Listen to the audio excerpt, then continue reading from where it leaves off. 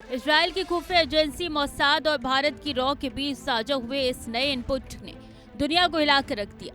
विदेश मंत्री गिदोन सार का दावा है कि गाजा में सक्रिय आतंकी संगठन हमास और भारत में खून बहाने वाला लश्कर ए तैयबा अब अलग अलग नहीं बल्कि एक ही सिक्के के दो पहलू हैं। ये खुलासा बताता है कि आतंक अब लोकल समस्या नहीं बल्कि एक ग्लोबल हब के तौर पर विकसित हो चुका है, जहाँ रणनीतियां पाकिस्तान के बंद कमरों में बनती है और उनका क्रियान्वयन गाजा और कश्मीर जैसे क्षेत्रों में किया जाता है। ये डोजियर सीधे तौर पर पाकिस्तान की जमीन का इस्तेमाल दुनिया भर में अस्थिरता फैलाने के लिए किए जाने की तस्दीक करता है। इजराइल का बड़ा खुलासा, हमास लश्कर कनेक्शन, पाकिस्तान से ट्रेनिंग फंडिंग। इस खुफिया रिपोर्ट के सबसे चौंकाने वाले पन्ने वो है जो हथियारों की सप्लाई और ट्रेनिंग मॉड्यूल का जिक्र करती है। दावा है कि हमास के लड़ाकों को शहरी युद्ध और सुरंगों में छिपकर वार करने की तकनीक में उन्हें विशेषज्ञों ने प्रशिक्षित किया है, जिन्होंने लश्कर के आतंकियों को तैयार किया था। इस पूरे खेल का मास्टरमाइंड एक बार फिर हाफिज सईद को बताया जा रहा है। सवाल ये उठता है कि आर्थिक कंगाली की कगार पर खड़ा पाकिस्तान आखिर इन आतंकी संगठनों के लिए फंडिंग का इंतजार कैसे कर रहा है? क्या ये उस अंतर्राष्ट्रीय चंदे का हिस्सा है जो मानवीय मदद के नाम पर जुटाया जाता है, लेकिन इस्तेमाल बेगुनाहों के खून के बहाए जाने से होता है? इजराइल ने स्पष्ट कर दिया है कि जो आग आज उसके घर में लगी है उसकी तपिश भारत तक पहुंचाना तय है।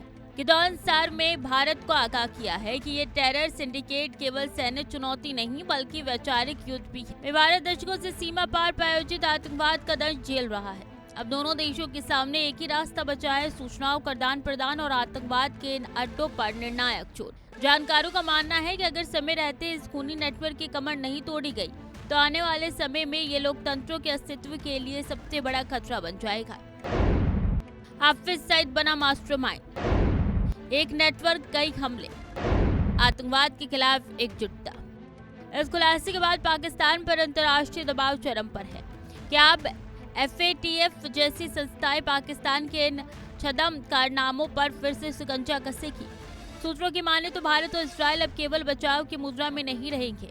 रणनीति गलियारों में चर्चा है कि दोनों देश मिलकर एक ऐसी अभेद्य दीवार तैयार कर रही है जो न केवल आतंकियों की घुसपैठ रोकेगी बल्कि उनके साइबर और वित्तीय नेटवर्क को भी ध्वस्त कर देगी।